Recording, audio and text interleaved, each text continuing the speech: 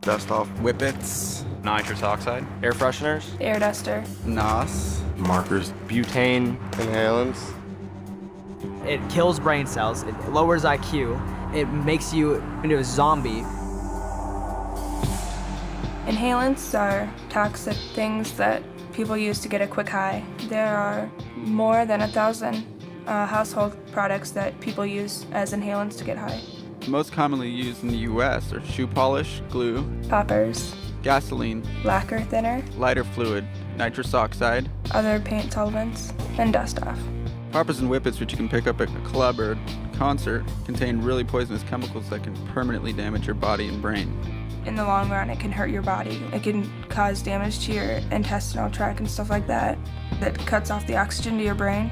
It kills your brain cells. It even says on the labels, like, do not inhale, you could die from inhaling this. Like, on the labels of dust off, it causes heart attacks, causes this and that. And it's not like heroin or like meth or any of those drugs where it will, eventually you'll gain a tolerance for it and you'll just be addicted and you'll just be trapped by it and you just keep doing it until you die. If you did it enough, you just die. Like, a lot of kids die with it still in their mouth because you just don't know when it's too much. I did the whippets, I did like air freshener cans. Like dust off for like computer equipment and stuff. Spray paint in a paper bag. Inhale it through a shirt because you don't want the Freon to get in your throat. With the whipped cream, you just push the top part and inhale the air when the whipped cream comes out. People put it in a balloon and you inhale it, exhale and re-inhale it through the balloon. Or you could just like huff it straight out of a can or whatever it came in. I'd have to say I was probably 13. I think I was 14 or 15. I was 15. My friends and I were sitting behind a dollar store. I just showed up because I knew that was like a hangout spot. We would go there and drink or smoke marijuana. And they were all sitting around a circle just inhaling butane, like lighter fluid. I was like, what are you guys doing? Just, we're inhaling, it's kind of new. I don't know, it's cool. Someone just discovered it, I guess, through somebody else and then brought it up. Honestly, we had nothing else to do. I went to a rave with one of my friends. There was a guy sitting in his car with a tank. Just pretty much asked me if I wanted some, so I said sure. He filled up a balloon and gave it to me. He called it devil in a can. He said it'll blow your mind. And it did. It was bad. After I did it the first time, it only took maybe 2 to 3 days before I started doing it again. When I first started doing it, it was like really exciting, so spent another hour or two just going through all the different cans in the house. What's so addicting about it is you just feel the rush instantly. It just hits you immediately. I'd inhaled the whole balloon. I couldn't hear a thing.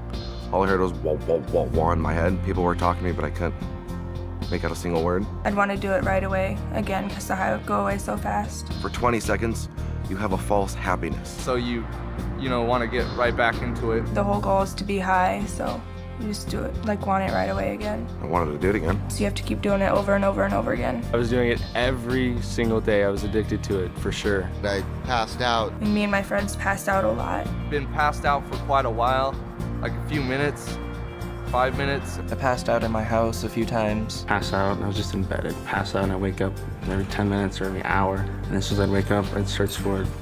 And I'd do it again. And I would do it to the point where I would pass out every single time on purpose. When you pass out, you wake up and you don't remember what happened. You have like no sense of thought, so you tripping over things and always ending up hurt somehow, falling, shortness of breath. Like, it would make my chest hurt after a while. When you're coming down off of it, you get a foamy mouth and everything tastes weird. I'd get sick when I came down off a high. My stomach would hurt and I'd have a headache, feel really lightheaded. I couldn't even see. I would just focus on the ringing because your head will start ringing. It's not like you could read a sign or go get a glass of water. It's just like you had to sit down and just wait for it to stop. I would almost say like paranoia, confusion. And depending how much you do, you get really nauseous. I just felt completely dead. Like I knew I didn't have any brain cells left. Probably the worst migraine you could ever have in your entire life, where it feels like your brain is bleeding because it's hurting so bad. It's like, that's it. Until it's over, you're just a vegetable. So it's kind of like a never-ending cycle to where you'd be, never ends. It was me and 3 other friends, and we were huffing in a car, and the driver was huffing too. She had just taken a hit, and she drove into a tree, and like none of us were wearing our seatbelts. I had a friend end up in the hospital from it because she just didn't wake up. I was bored.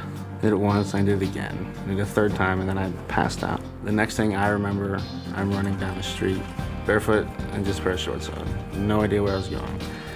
And somehow made it to my friend's house, and he drove me back to my car. There were cops there, and I had hit a tree, huge tree, messed up my car. I was stupid enough to ruin a $10,000 piece of machinery just for 2 minutes of being high. I inhaled a bunch of dust off and then got in the shower and I knocked myself out, fell over, hit my head on the bathtub spout. And then I woke up and stupidly enough did it again, inhaled it, got back in the shower and fell over again. I was bloody and it's just stupid. I inhaled it and I fell backwards, hit my head on the concrete, and was out.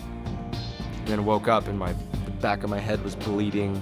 There was blood all over my back and my shirt and like all over the place. And my friends were all like, "Whoa, that was awesome." They thought it was cool. I thought it was like, wow, I'm cool now because I'm bleeding. And my friends are giving me approval because I'm bleeding and in pain. Good friends. I've heard from many other friends who, one was inhaling Freon, and he took 2 hits, and then that was it. And now he's dead. I do have trouble breathing. I can't run upstairs.